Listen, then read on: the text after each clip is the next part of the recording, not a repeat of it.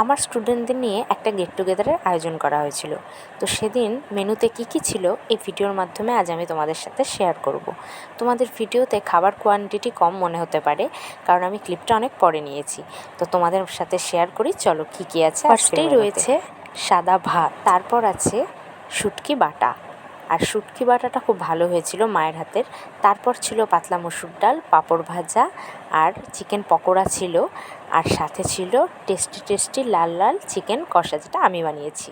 তো সব খাবারগুলো নিয়ে বসে পড়লাম। এই হচ্ছে ডাল, এই চিকেন পকোড়া, আর সাথে নিয়ে নিয়েছি পাঁপড়। ভীষণ টেস্টি একটা কম্বো, আর খেতেও ভীষণ টেস্টি লাগছিল।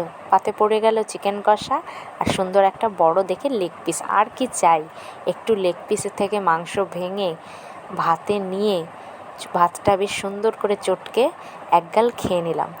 উফ, আলাদাই স্বর্গ, এত টেস্টি। তো আজকের মেনুগুলো কেমন লাগলো অবশ্যই জানিও কিন্তু।